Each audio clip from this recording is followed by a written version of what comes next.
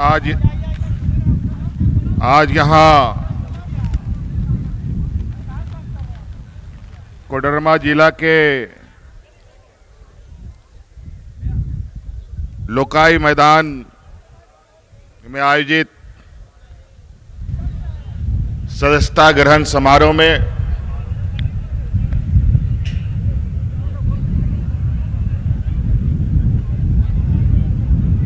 आए हुए आप सभी को मेरी ओर से बहुत बहुत आभार और जोहार। और मंच पर उपस्थित हमारे साथ हमारे मंत्रिमंडल सहयोगी सुदीप्त कुमार सोनू जी,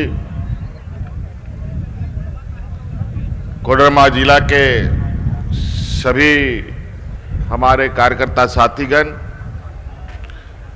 और विशेषकर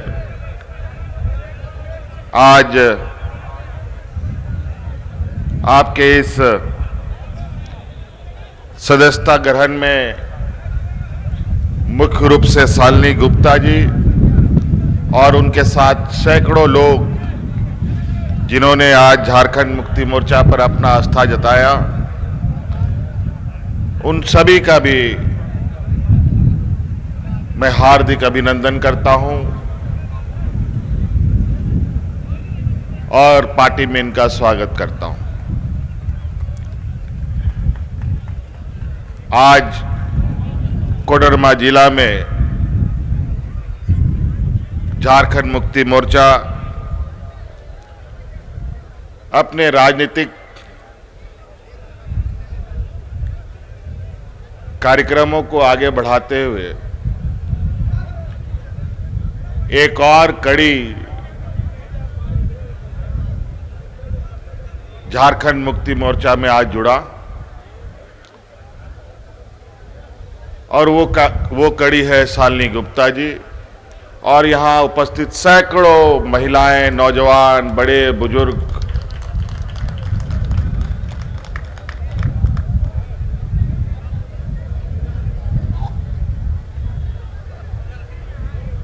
कई एक बार मैं कोडरमा जिला आया, चूंकि ये जिला झारखंड का एक सीमावर्ती जिला है। कोडरमा जिला के बाद बिहार का जिला पूरा प्रारंभ होता है। आज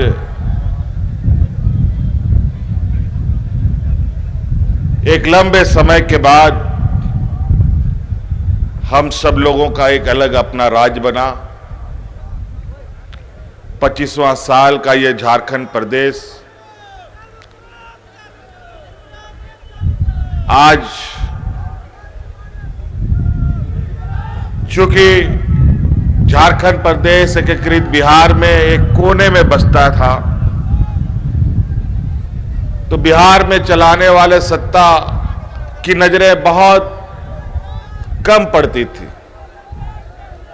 और नतीजा झारखंड प्रदेश कई मायनों में पिछड़ा सा रहता था।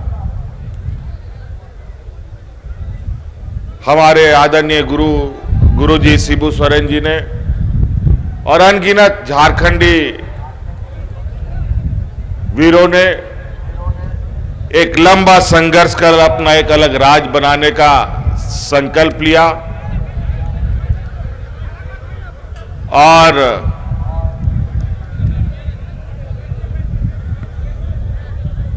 अलग राज्य का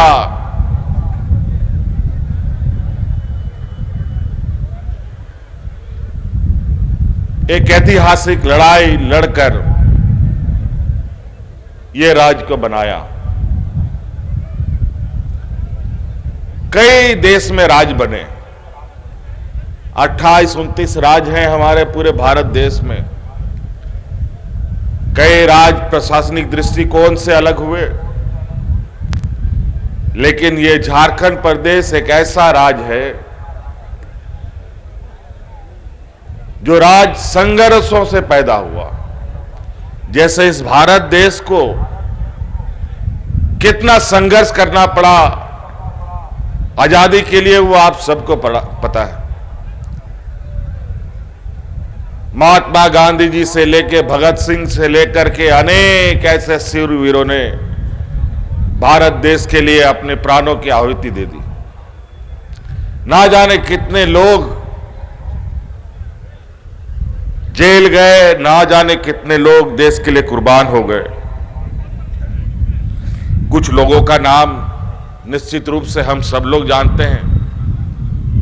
ठीक उसी प्रकार जब यह भारत देश आजादी का सपना भी नहीं देखता था, उससे कई वर्षों पहले आगे से झारखंड में यहां के आदिवासी मूलवासी अंग्रेजों से लोहा लड़ते थे। झारखंड के वीरों का भी आपको नाम याद होगा। भगवान बिरसा मुंडा, सिद्धू कान्हू, चांद भैरव, तिलका मांझी, बाद में कई विनोद बिहारी महतो, ए.के. राय, और हाल फिलहाल तक आपने दिसम गुरु शिबू सोरेन जी को भी देखा, जो आज हमारे बीच में नहीं है। कितना संघर्ष किया था। यह हजारीबाग जेल से लेकर झारखंड के हर कोने का जेल झारखंड के आंदोलनकारियों से भरा पड़ा था। तब यह राज मिला है। देश आजादी की लड़ाई तो बहुत बाद में लोगों ने संघर्ष करना प्रारंभ किया। इस मायने से इस राज्य में कई ऐसे, ये राज्य अपने आप में एक ऐसा विरासत अपने कंधों पर लेके चल रहा है जो शायद ही किसी राज्य के पास हो। इसीलिए हम अपने इस राज्य के प्रति अपने आप को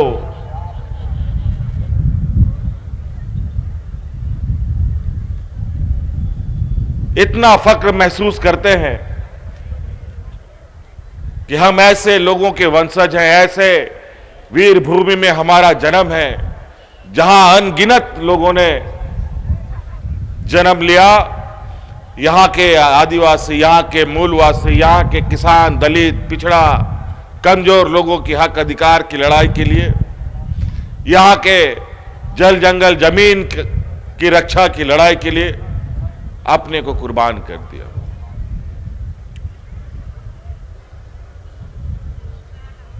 ना जाने कितने महिलाओं के मांग का सिंदूर उजड़ गया, ना जाने कितने नौजवान विधवा अनाथ हो गए, तब जाकर के ये राज मिला। और ये प्रदेश देश का एक ऐसा क्षेत्र रहा है जिसने सदियों से, अंग्रेजों से लेके आज तक सिर्फ देने का ही काम किया।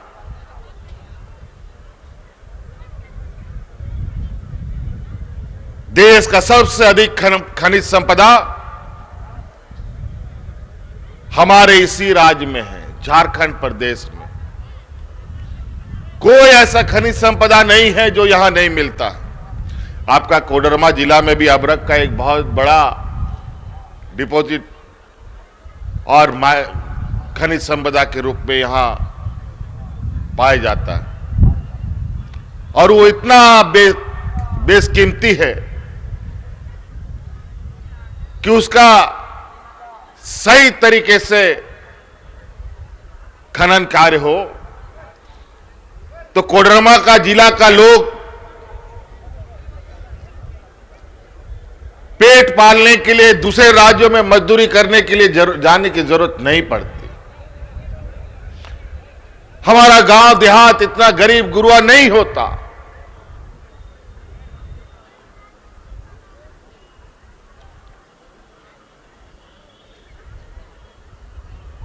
आज इस खनन कार्य को अनप्लान तरीके से यहां पर उसका कार्य होता है। और बड़ा दुख की बात है। और आज इस कोडरमा जिले में सबसे अधिक बाल मजदूर इन्हीं कार्यों में संलिप्त हैं। कई एनजीओ बाल मजदूरों को बचाने में लगी है।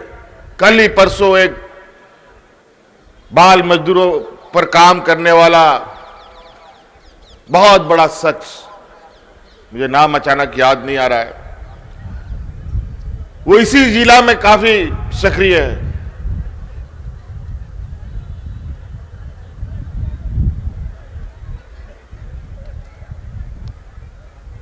तो कई ऐसी चीजें हैं जहां हमको आज हमारा गांव देहात, हमारा आने वाला पीढ़ी हंसता खेलता रहता। कोयला, लोहा, अब्रक, सारा कुछ हम लोग दिया। हमारे खनिज संपदा से दिल्ली, मुंबई, गुजरात चमकता रहा। हम लोग अंधकार में, भुखमरी में, गरीबी में हमें जीने पर मजबूर होना पड़ा। और ये योजनाबद्ध तरीके से झारखंड को गरीब और एक गरीब राज्य बनाने की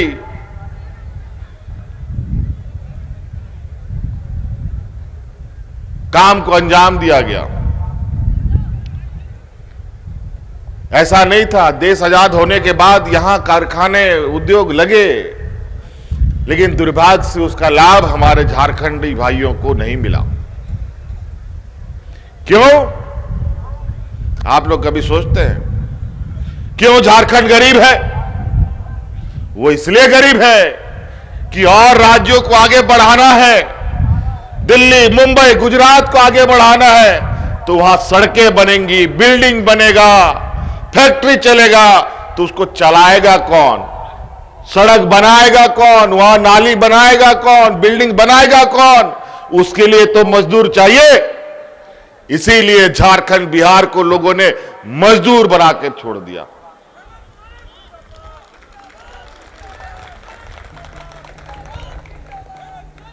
दिल्ली, मुंबई, गुजरात में रहने वाला बड़ा बड़ा व्यापारी का गाड़ी चलाएगा कौन? उसके घर में बर्तन मांजेगा कौन? इसीलिए झारखंड, बिहार को मजदूर बनाया गया। मुझे तो पता नहीं था कि इतने झारखंड के लोग अलग अलग राज्यों में अपना पेट पालने के लिए, मजदूरी करने के लिए पलायन करते हैं। ये तो कोरोना, कोविड आया, देश में लॉकडाउन हुआ, तब पता चला कि इतनी बड़ी संख्या हमारी झारखंड की बाहर जाती है, महिला पुरुष सभी। और इधर कोडरमा, गिरिडीह से तो भरे पड़े हुए।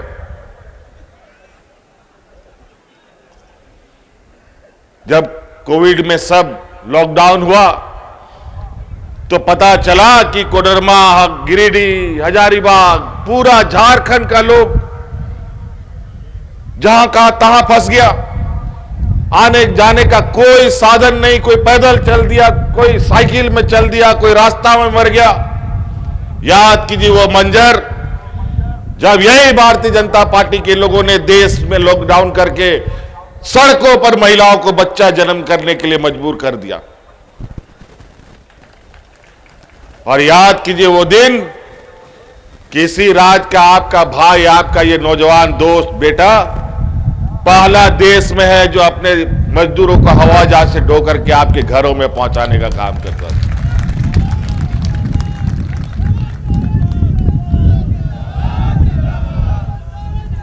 देश में किसी ने नहीं शुरुआत की, कोई अपने मजदूरों को लाने के लिए तैयार नहीं।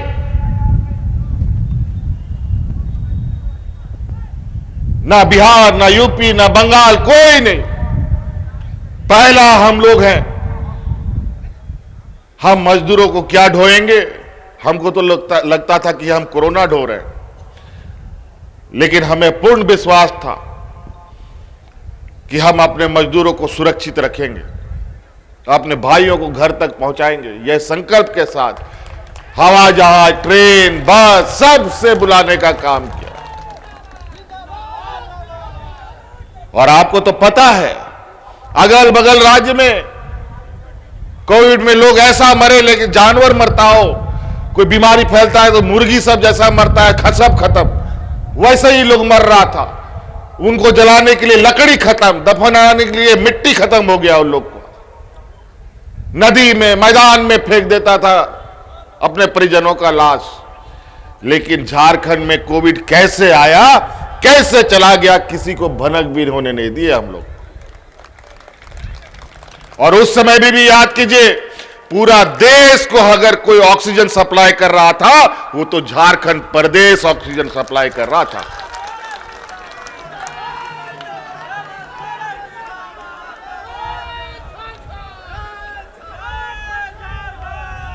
तो कई ऐसी चीजें हैं। और उस कोरोना के काल में भी हमारे राज्य से ऑक्सीजन जा रहा है। पता चला अचानक केंद्र सरकार ने पूरा ऑक्सीजन फैक्ट्री पे कब्जा कर लिया। हमारे कुछ हॉस्पिटलों में ऑक्सीजन की कमी होने लगी तो कागज पत्र मांगने लगा। हमने तुरंत दिल्ली में बात किया कि क्या बात है, हमारे अस्पतालों में ऑक्सीजन नहीं जा रहा है। तो नहीं, केंद्र सरकार ने रोक लगा दिया है। तो हमने भी कहा तब केंद्र सरकार का भी रोक दो, यहां से कोई गैस नहीं जाएगा, पहले झारखंड को जाएगा तभी किसी राज्य को जाएगा। तब आनंद फानन में बोला नहीं, झारखंड प्रदेश के लिए कोई कागज पत्र का जरूरत नहीं है, जिसको ऑक्सीजन चाहिए वो यहां से ले सकता है। अजीब हालत। मतलब गरीब है तो इसका मतलब आप कुछ भी कर सकते हैं हमारे ऊपर। अब ऐसा नहीं चलेगा। राज तो हम लोग लड़ के लिया, और यही सोच करके शायद हमारे अगुआ नेता जो हम लोग के मार्गदर्शक लोग रहे, क्योंकि इस क्षेत्र में शिक्षा का भी अभाव बहुत रहा। यहां के लोग मानसिक रूप से कमजोर, आर्थिक रूप से कमजोर, बौद्धिक रूप से कमजोर, यही सोच करके लड़ के लिया झारखंड। अब राज्य अलग हो गया तो अपने से विकास होगा सबका। लेकिन राज मिलने के बाद जो 15, 16 साल, 17 साल हम लोगों ने मंजर देखा, वो भी विचलित करने वाला था। इन 15 सालों में इस राज का वो हाल इन लोगों ने कर दिया, बच्चों को तो पढ़ाना बंद कर दो, सैकड़ों हजारों स्कूलों इन लोगों ने बंद कर दिया। लोग हाथ में राशन कार्ड ले लेकर के भात भात करके लोग मरता रहा। हम उसके गवाह हैं, क्योंकि उन घरों में हम जाते थे। फिर आदरणीय गुरुजी ने यह आदेश दिया,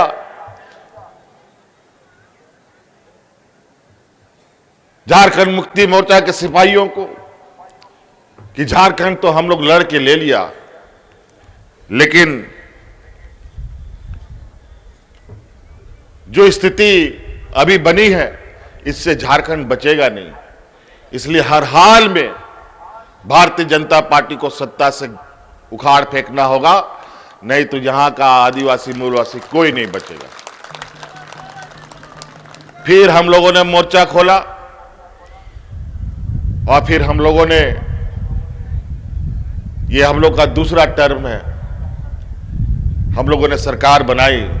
और आपको हम विश्वास दिलाते हैं, और हम यहां कहने से हमें गर्व होता है कि 6-8 साल से हम लोग सरकार चला रहे हैं, एक भी व्यक्ति भूख से नहीं मरा।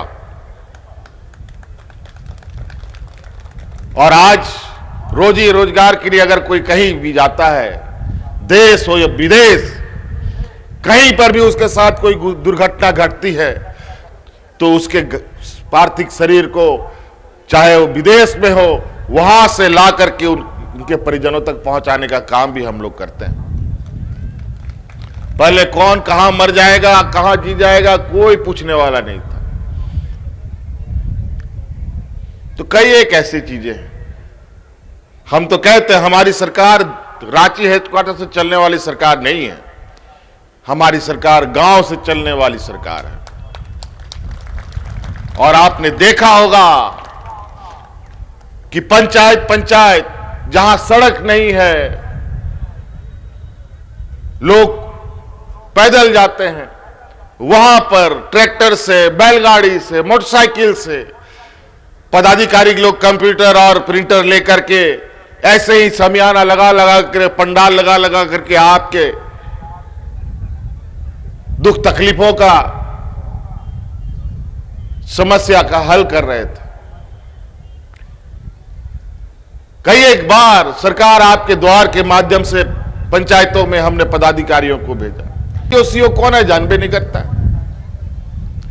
डीसी एसपी तो बहुत दूर हो जाता है, और उसमें तो महिलाएं इतनी कि उनको तो बीडीओ सीओ तो छोड़े, कर्मचारी भी कौन है वो भी नहीं पता रहता। तो हमने जो ब्लॉक ऑफिस है उसी को गांव में भेज दिया, और ये लगातार चल रहा है। और उसी का नतीजा है कि गांव की खबरें हमारे कानों तक आती है, गांव की तकलीफें, गांव की आवाजें हमारे कानों तक आती है। और आज इस गरीब राज्य को एक एक पायदान में कैसे वो मजबूती से अपना पैर रख पाए, इस पर हम लोग काम कर रहे हैं। आज इस राज्य की आधी आबादी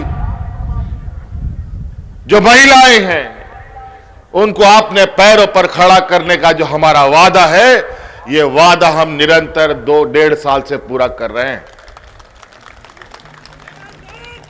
आज के दिन में जैसे मोटरसाइकिल हो, गाड़ी हो, उसमें तेल नहीं भरिएगा तो एक कदम नहीं चलेगा। अगर आज आपके पॉकेट में पैसा नहीं रहेगा तो बुद्धि भी काम नहीं करेगा। आज हर महिलाओं को 2,500 रुपया देना, मतलब सरकार का आधा बजट लगभग हम महिलाओं को देते हैं। और कई जगह तो हमारे भारतीय जनता पार्टी का लोग चुनाव जीतने के लिए झूठा वादा कर दिया, चुनाव जीतने के बाद कौन मैया को सम्मान, सब रफू चक्कर। ये लोग देने वाले लोग नहीं हैं, ये लोग लेने वाला लोग हैं, और हम लोग देने वाले लोग हैं। यही फर्क उनमें और हम में।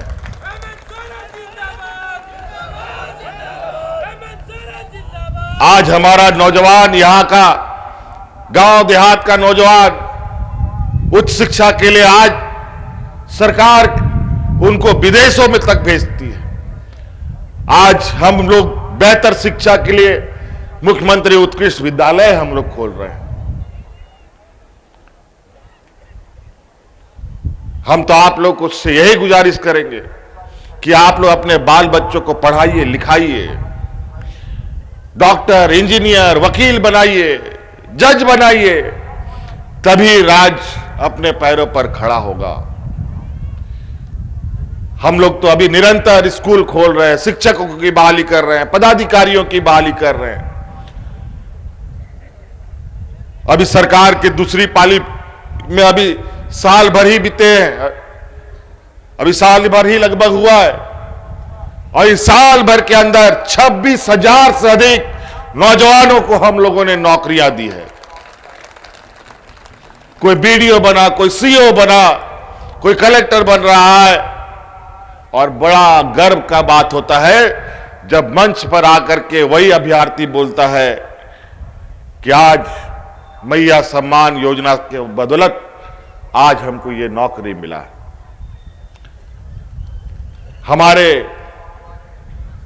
हमें ऐसी बातें भी सुनने मिलती है। अभी एक खूंटी की एक बच्ची जिसका ना मां है ना बाप है, आज मैया सम्मान योजना के बदौलत आज इस राज्य में कलेक्टर की नौकरी पर आई है।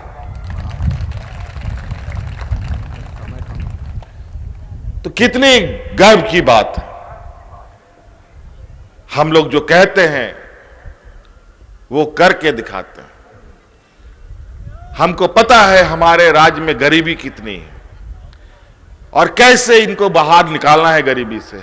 केंद्र सरकार के साथ चुनौतियां हैं, हमें मालूम है, और गरीब को कोई अधिकार हक घर पे लाके नहीं देता है, उसे लड़ना पड़ता है, उसे छीनना पड़ता है। तो हमारा जो भी अधिकार है, केंद्र सरकार उसे लड़ के लेना हो तो लिया जाएगा, कानूनी लड़ाई लड़ना हो तो लड़ा जाएगा, राजनीतिक लड़ाई लड़ना होगा तो लिया जाएगा, लेकिन अपना हक अधिकार लेके हम लोग रहेंगे,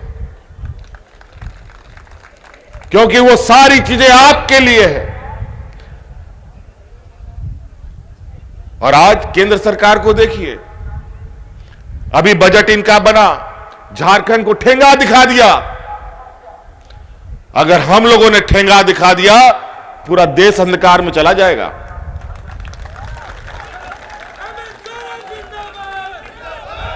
हम लोग इस संघीय ढांचा में कुत्ते बिल्ली की तरह नहीं लड़ना चाहते। आप लड़िए, आप राजनीतिक और लोकतांत्रिक ढंग से लड़िए। अगर उस तरीके से भी लड़ना होगा तो उसमें भी झारखंड पीछे नहीं है। हमारे पास इतनी ताकत है, और वो ताकत उनको भी मालूम है। और आज केंद्र सरकार ने जो लगभग 52-53 लाख करोड़ रुपए का बजट बन रहा है, आज इन लोगों ने विदेश में अमेरिका के साथ ऐसा करार कर लिया है कि अपना बजट का 85% खर्चा अमेरिका को देके आएगा। बता, 15% में देश कैसे चलेगा जी? कैसे चलेगा 15% में? किसको देगा, किसको नहीं देगा? इसमें पूर्णतया जो गैर भाजपा शासित राज्य है वही उन्हीं का हक अधिकार मराएगा। लेकिन हमारी पूरी नजर है, आज बड़े गर्व के साथ हम ये कहते हैं कि आज जो भी हम काम करें, उस काम का सीधा फायदा हमारे राज्य के लोगों को मिले। और हम यहां बहुत सारे नौजवानों के मेरे कान तक में आवाज आ रहा है, कुछ आंदोलनकारी लोग भी, हमारी मांगे पूरी करो, हमारी मांगे पूरी करो। मैं आप सभी नौजवानों से कहना चाहता हूं, आप भी हमारे, चूंकि आज बतौर मुख्यमंत्री हैं तो हमारी जिम्मेवारी है, लेकिन जिम्मेवारी भी है, लेकिन आपकी भी मांग जायज है, तो निश्चित रूप से उस मांग पर सरकार गंभीरता से विचार करती है। आज जेपीएससी का एग्जाम निकलने वाला है। अलग अलग जगहों से हमारे नौजवान हमको बोल रहे हैं कि थोड़ा उम्र सीमा घटा दो, थोड़ा उम्र सीमा घटा दो। हमने कहा अब तो हम लगातार, ये लोग 20 वर्षों में 4 बार एग्जाम के लिए एक बेहतर और बड़ा विश्वविद्यालय हम लोग खोल पाए। पहली बार झारखंड को दुनिया का सबसे ऊंचा वैश्विक मंच में पहुंचाने का हम लोगों ने काम किया। आज हमारे नौजवान विदेशों में शिक्षा ग्रहण कर रहे हैं। जो अंग्रेज यहां पर जुल्म ढाते थे, यहां के लोगों को अंग्रेजों के सामने में कुर्सी में बैठना औकात नहीं था। यहां के लोगों को माइक में तो बोलना दूर, आज उसी अंग्रेज के बगल में आज झारखंड का नौजवान बैठ करके शिक्षा ग्रहण कर रहा है।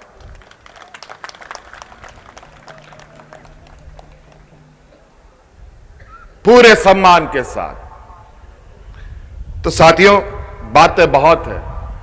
आज शालिनी गुप्ता जी आई हैं।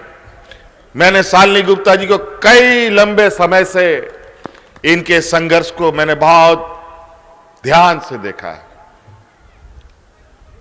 शालिनी गुप्ता जी में क्षमता है, समर्पण भी है, लेकिन कभी कभी होता ये है, हम तो बोलते हैं, अनेकों लोग आएंगे आपको अलग अलग तरीके से भाषण देने, लच्छेदार मीठे मीठे बातें बोलने, कई राह दिखाने वाले लोग भी आएंगे। इतने लोग आएंगे कि आपको पता नहीं चलेगा कि कौन सही है कौन गलत है।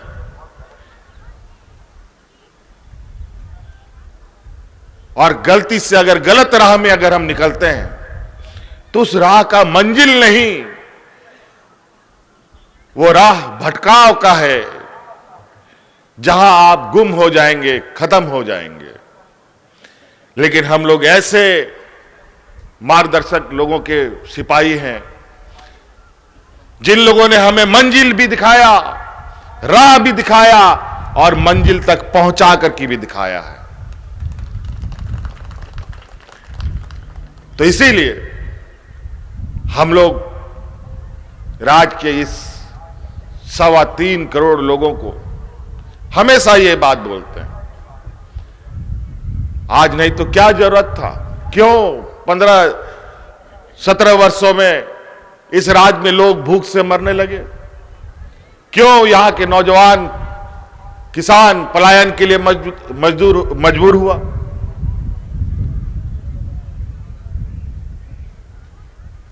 और आज क्या ऐसी आन पड़ी, हमें क्या तकलीफ है सरकार को इतना और भी काम करने। लोग ऐसे ही बदनाम करता है कि ठेका टेंडर और इधर उधर में सब कमीशन खोरी चलता है। अब महिलाओं को सम्मान दे रहे, इसमें कौन कमीशन सरकार को मिल रहा है हमको बता दो। एक बटन दबता है तो सीधे महिलाओं के खाता में चला जाता है, कोई बिचौलिया बीच में नहीं है।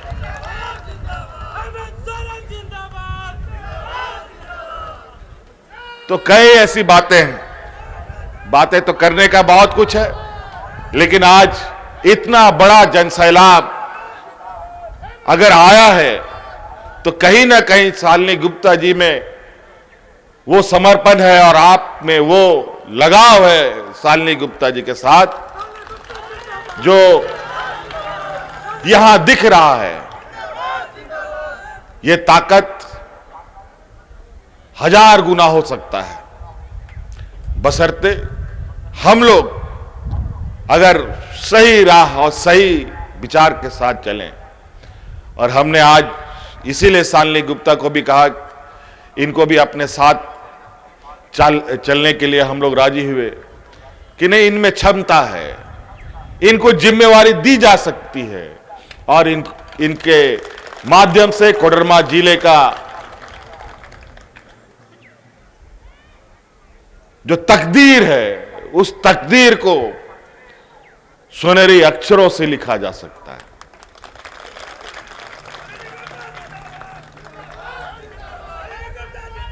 आज मुझे पता है शालिनी गुप्ता जी अपने इस सामाजिक कार्यों के अनुरोध के साथ साथ ये पारिवारिक रूप से भी कई झंझावातों से जूझ रही हैं। उसके बावजूद आपके दुख तकलीफ में ये सदैव खड़ा रहने वाली महिला, और महिलाओं को आगे आने में कितनी अड़चनें होती है वो मैं जानता हूं। और आज उसी का एक भरपाई है कि हमने शालिनी गुप्ता जी को संगठन के साथ हमारे साथ चलने के लिए पार्टी का एक सहयोगी बनाया है। और निश्चित रूप से आने वाला समय में आप देखेंगे, अगर हम लोग कोडरमा में एक बेहतर भविष्य का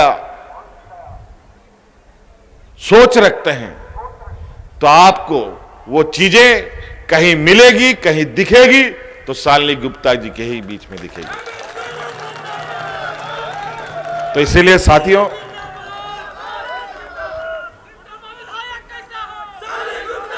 क्योंकि कुछ चीजें,